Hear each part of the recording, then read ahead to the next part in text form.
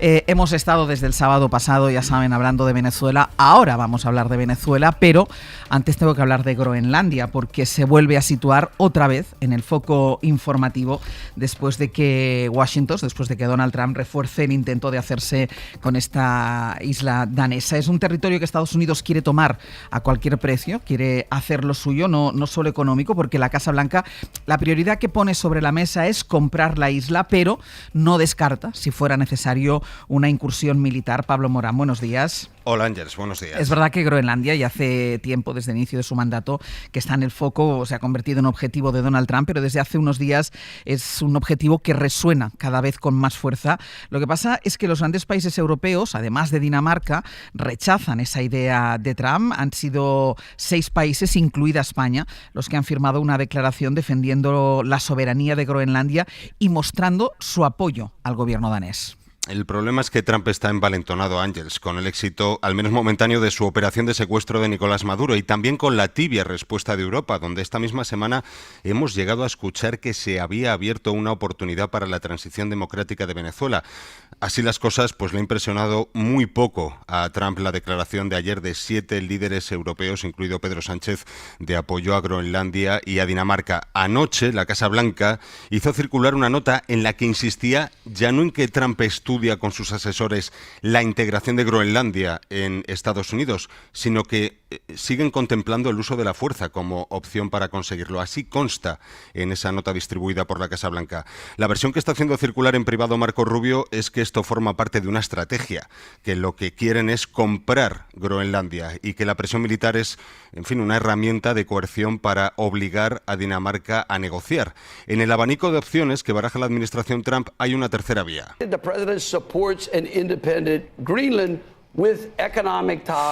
Una Groenlandia independiente de Dinamarca y con lazos económicos con Estados Unidos. En todo caso, Washington no solo ha renovado su retórica sobre Groenlandia, sino que también ha aumentado su agresividad en público. Y como decíamos, a pesar de esa declaración de ayer en la que grandes de Europa ofrecen cooperar con Estados Unidos en el Ártico, que es uno de los grandes pretextos de Trump con este tema. Esta crisis alcanzó la cita en París sobre Ucrania, en la que se reunían presencialmente los líderes europeos con los enviados de Trump. Y este periodista de la cadena británica ITV preguntó a Starmer qué valor tiene el compromiso de Estados Unidos frente a Rusia el mismo día que se están escuchando semejantes amenazas sobre Groenlandia, poniendo incluso en riesgo la propia supervivencia de la OTAN. Una pregunta, Ángeles, que quedó, pues yo creo que sin respuesta, porque el primer ministro británico se limitó a defender su alianza con Washington. Pablo, gracias. A ti, hasta luego. Esta es una de las claves. Estados Unidos con Europa en el tema de Ucrania, Estados Unidos alejado de Europa en el tema de Dinamarca. Los movimientos de Trump en un convulso tablero internacional, como estamos viendo, han provocado las reacciones de varios países, también del gobierno de España, cuyo presidente ayer se refirió directamente a los peligros que enfrenta el orden internacional después de los nuevos pasos que está dando Donald Trump. Guillermo Lerma, ahora de nuevo. Hola de nuevo, Ángeles. Habló Pedro Sánchez de los ataques sobre Venezuela, de los que dijo que son un precedente terrible y un precedente muy peligroso. También habló de las ambiciones de Estados Unidos sobre Groenlandia, defendiendo la autonomía del territorio y asegurando que España no va a aceptar las amenazas de la Casa Blanca. Sí, quiso Sánchez ayer situar de nuevo a España como el país más crítico con la estrategia de Estados Unidos, con un mensaje tajante sobre los planes de Trump en Groenlandia. No podemos aceptarlo. No lo vamos a hacer como país, como gobierno. No nos vamos a callar ante violaciones que se están produciendo en el derecho internacional y que, por desgracia, cada vez son más recurrentes. Y, por tanto, España no va a ser cómplice de tal atropello. Y también se mostró muy crítico respecto a la operación militar del ejército norteamericano en Venezuela. Una ilegitimidad no puede ser respondida con una ilegalidad al derecho internacional, que es lo que ha sucedido durante estos últimos días en Caracas. Y finalmente lo que hemos dicho siempre es que se tiene que abrir un proceso de diálogo. El presidente reconoció ayer que sus palabras pueden molestar a la administración norteamericana, pero en la Moncloa están convencidos de que defienden la posición correcta. El gobierno cree además que cada detalle nuevo que se conoce sobre la estrategia exterior de Trump les reafirma en su postura, que fue lo que hizo Sánchez ayer, dejar claro que va a seguir defendiendo esa posición aunque moleste a Donald Trump. Lo haremos aún a sabiendas de que pueda molestar a alguno, porque estamos convencidos de que sin respeto a esa legalidad internacional, pues evidentemente no puede haber prosperidad en el corto, en el medio y en el largo plazo, y por tanto no puede haber tampoco estabilidad. El presidente volvió de París con la impresión de que, aunque unos lo expresen de forma menos explícita o contundente, la preocupación entre los países europeos es mayúscula. Confían en la Moncloa en que la posición evolucione y se acerque a la postura española, ahora que tras Venezuela el presidente de Estados Unidos amenaza un territorio vinculado a la Unión Europea y que por tanto la amenaza está más cerca. No quiso Sánchez hablar ayer de esa reacción tibia de la Unión Europea a la operación militar desplegada por Estados Unidos en Venezuela. Optó por destacar que la defensa de la soberanía es un principio común en la Unión Europea. Y vuelvo después contigo, porque también se habló del envío de tropas a Ucrania en esa reunión en París. Lo comentamos después, ¿vale?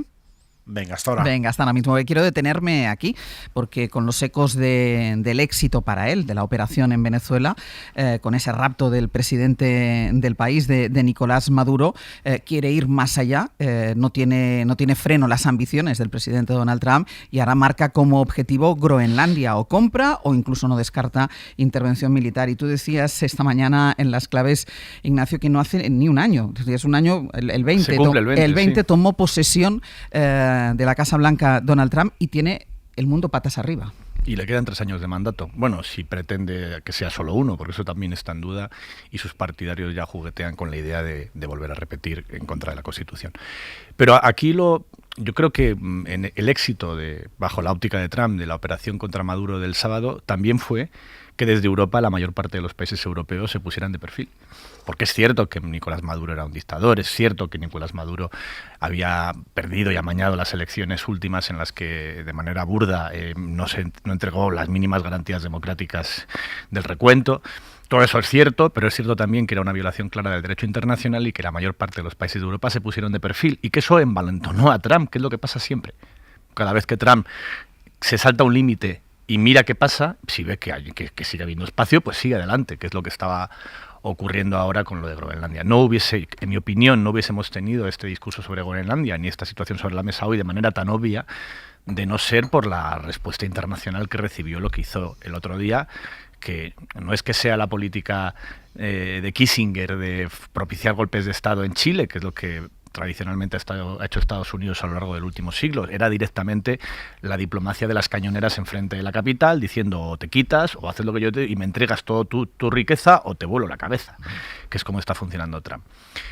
Y claro, ahí es verdad que no todos los países europeos lo hicieron igual, porque a mí me pareció que fue una buena posición lo que hizo el gobierno de España aliándose con países latinoamericanos y no con países europeos a la hora de denunciar lo que era evidente, que es que por mucho que Nicolás Maduro sea un dirigente no democrático, tú no tienes derecho a entrar allí con las fuerzas en una operación encubierta y secuestrarlos sin ningún tipo de mandato, diciendo que es que te lo pide un juez de Estados Unidos. Eso evidentemente es un disparate que tenía que haberse denunciado de manera evidente. Y ahora con lo de Groenlandia, pues hay que asumir que Trump siempre dice lo que piensa, es decir, que no es una fanfarronería, no es algo que suelte que está sobre la mesa y que además lo quiere hacer y que ha llegado a la conclusión de que puede hacerlo, porque él percibe el mundo internacional como una cuestión de débiles y fuertes, y él es fuerte y Europa es débil y ya está, y no hay nada más que hablar, o por las buenas o por las malas, o me lo vendes o me lo quedo. Edu. Sí, bueno, es difícil añadir nada nuevo a todo lo que se ha dicho ya en estos días, ¿no? Porque creo que hemos vivido una especie de shock. Ha sucedido que Estados Unidos ha capturado / secuestrado al presidente de Venezuela y se lo ha llevado en una operación militar que no habíamos visto y que no forma parte de nuestra memoria de todas las largas tradiciones de intervencionismo que Estados Unidos tiene desde hace ya décadas en su histórico patio trasero, ¿no? en el continente latinoamericano. Desde la doctrina Monroe, aplicada hace ya tiempo en muchos países donde el grado de intervención ha sido más o menos, pero algo así parece formar parte más bien de un guión de una película, ¿no? Una serie de operaciones especiales que entran en una ciudad, en la capital de un país, y se llevan a su presidente como preludio de una tentativa de control de ese país desde Estados Unidos, de sus reservas energéticas, de su posición geopolítica, de sus alianzas globales, del papel que juega en el mundo, pilotado todo desde el poder político de Estados Unidos. son una panda de matones y una panda de corruptos quienes están operando aquí. Y son una panda de matones y una panda de corruptos que creen que otros países del mundo son también suyos.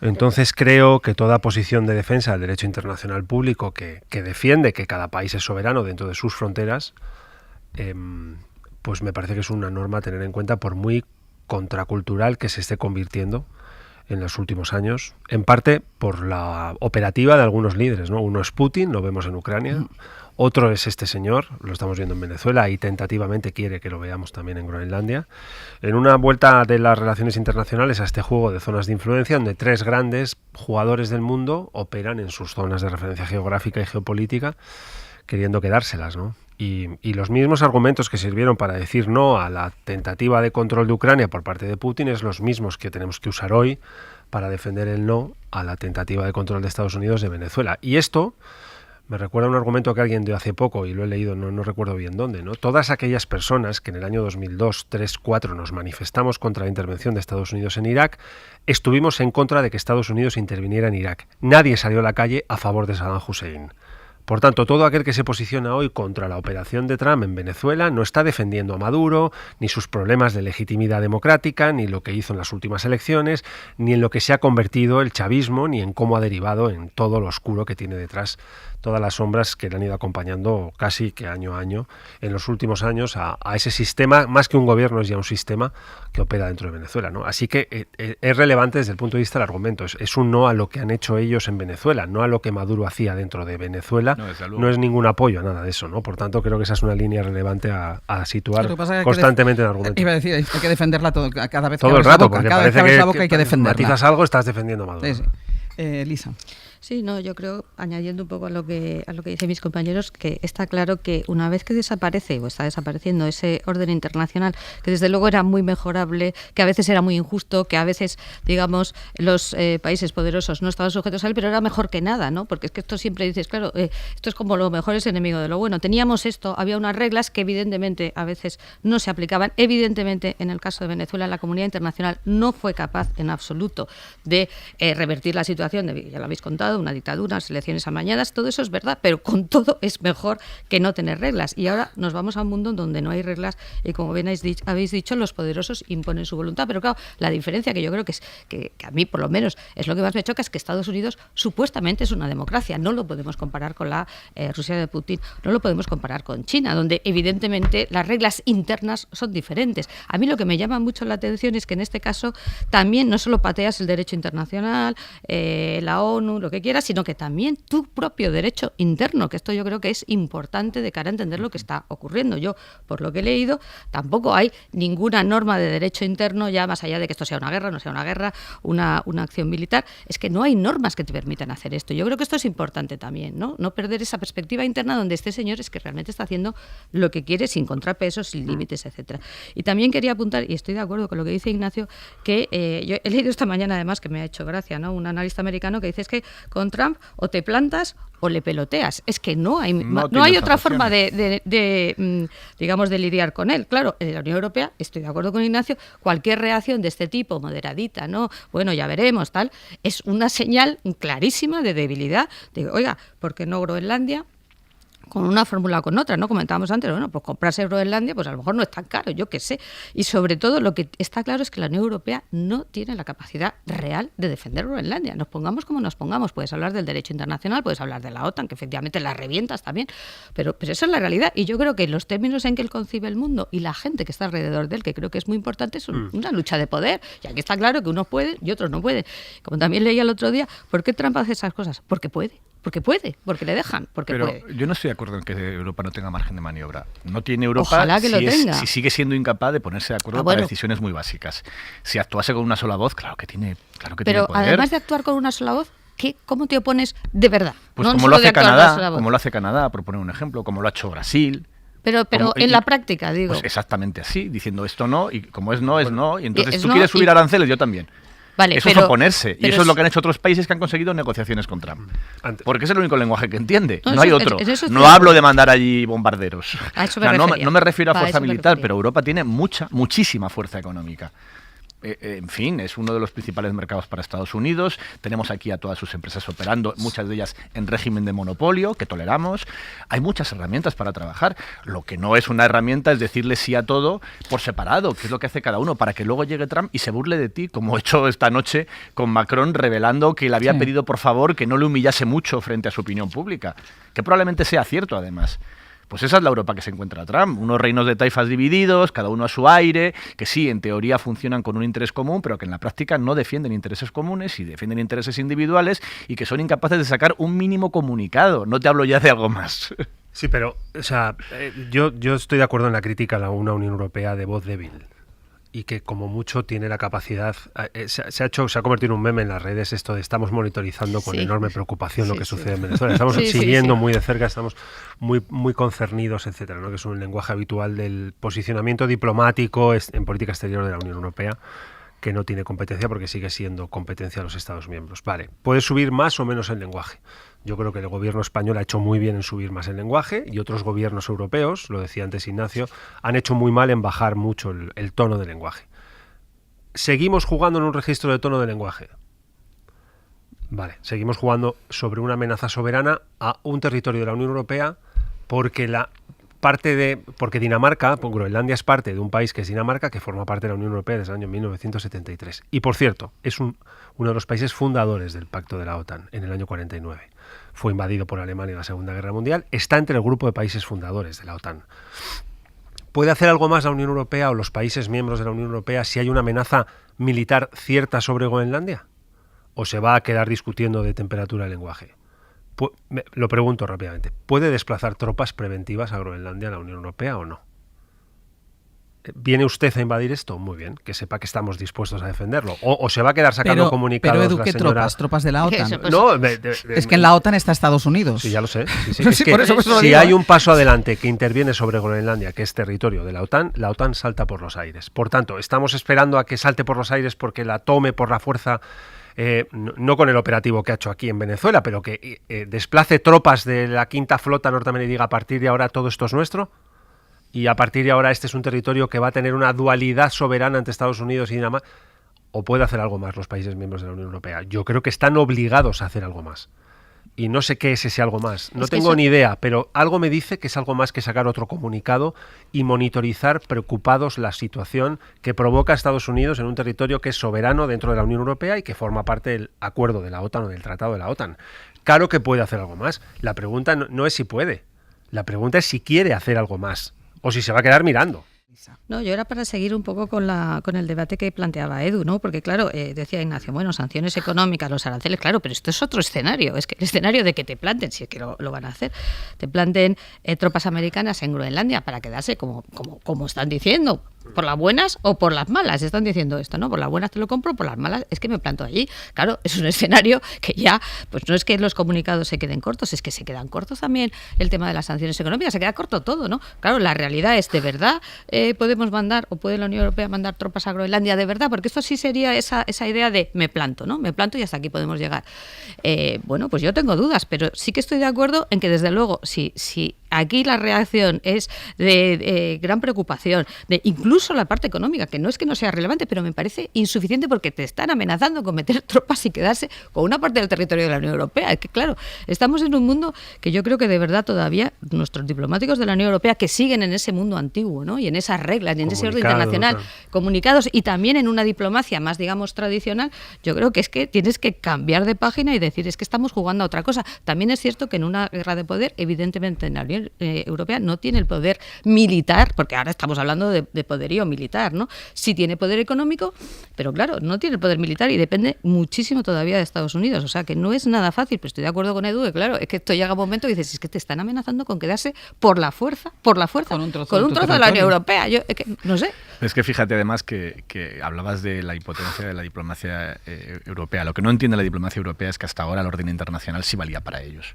O valía para nosotros. Es decir, que esto de no respetar las reglas era algo que se hacía con el tercer mundo, que se hacía con África, que se hacía con Oriente Medio, y que ahora, ¿cómo es esto que ahora también Dinamarca es como si fuera Venezuela, o es como si fuera Irak, o Afganistán, o cualquier otro de los países, o Libia, o cualquier otro país de los que Estados Unidos lleva décadas ignorando cualquier derecho internacional?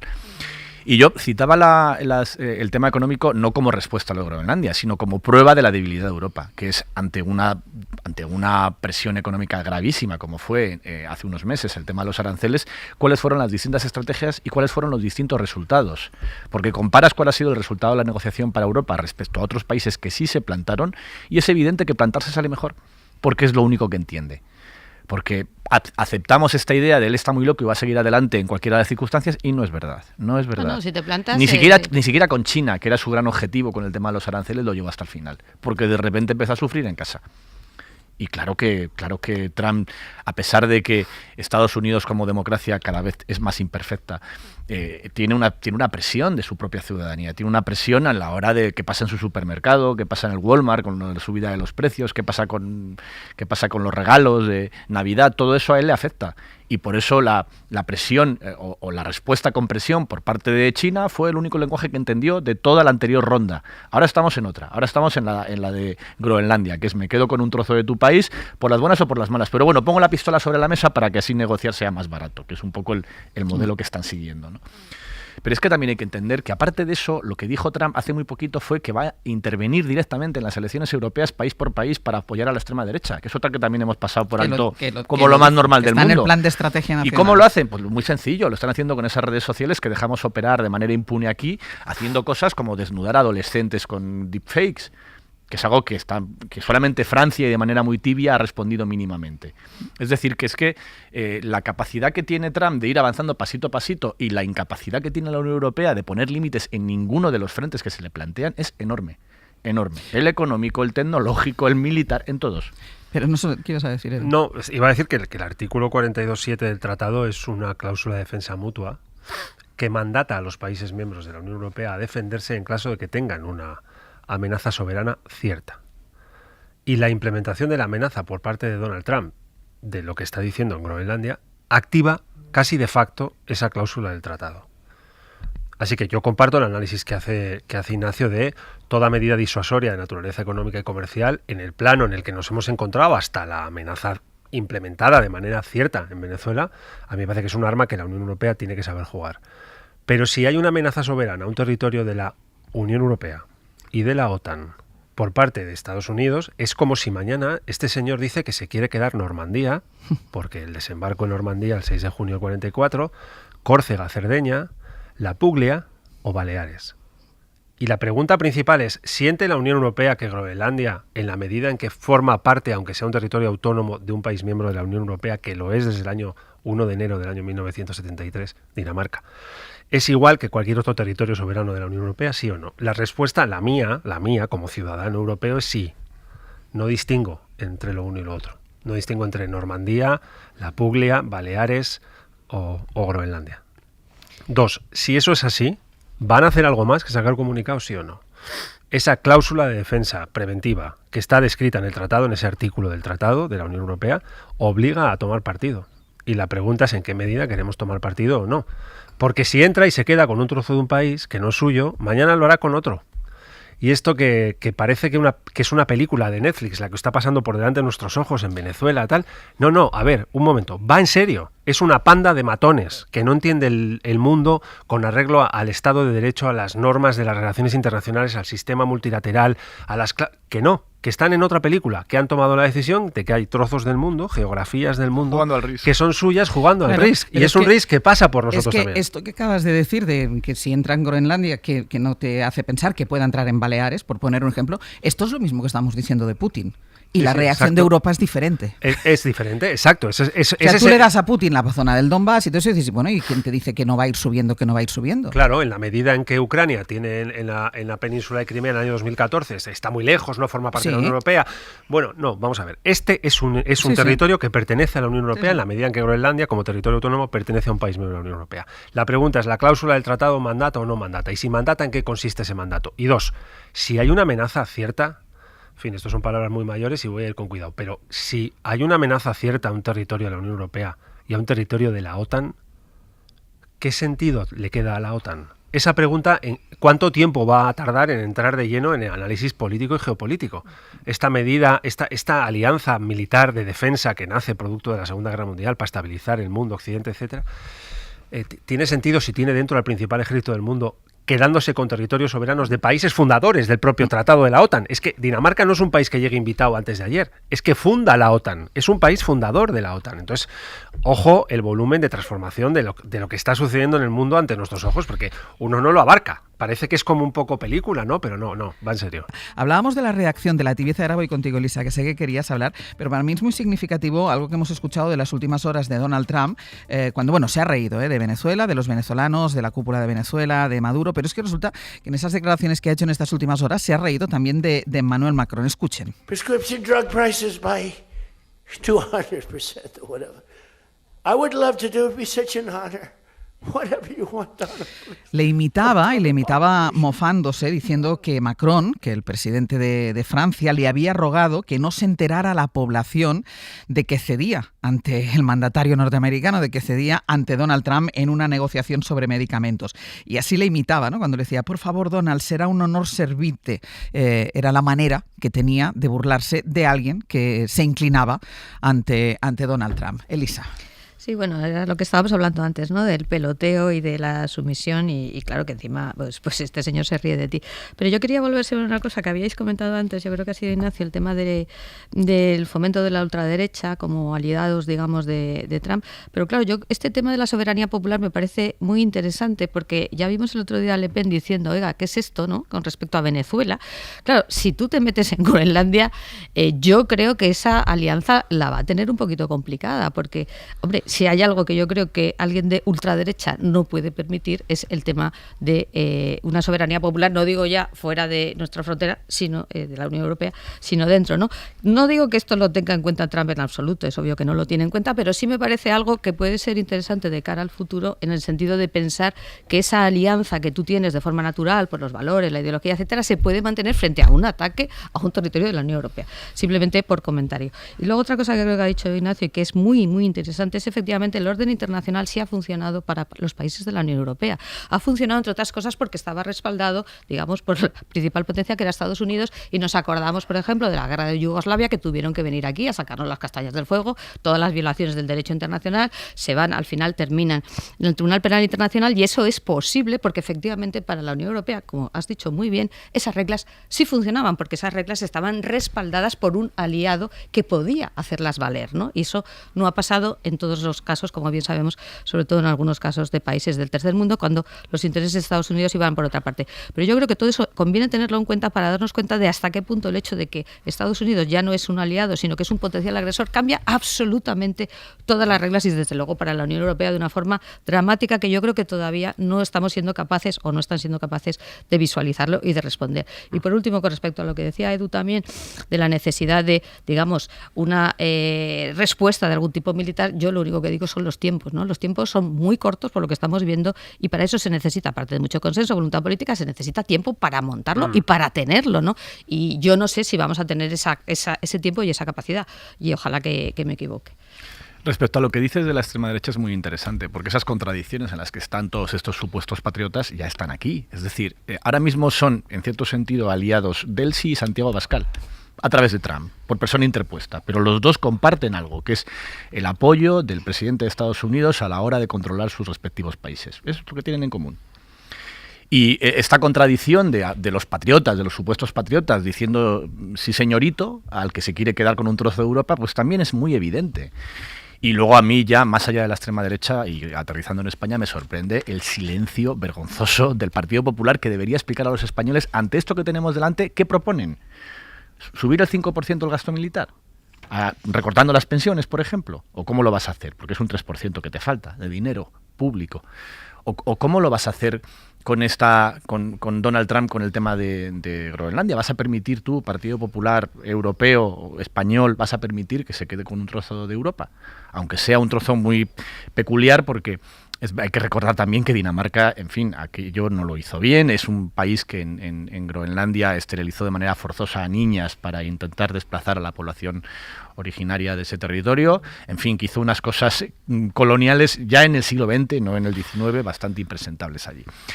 Pero Pero, claro, ¿qué posición tiene y qué propuesta tiene la derecha y la extrema derecha europea ante este escenario? ¿Qué van a contarnos? Más allá de decir que lo importante es que hay que hablar de Ábalos y de la corrupción, que sí hay que hablar de Ábalos y de la corrupción, pero de esto no hay que decir nada, no tienen nada que decir.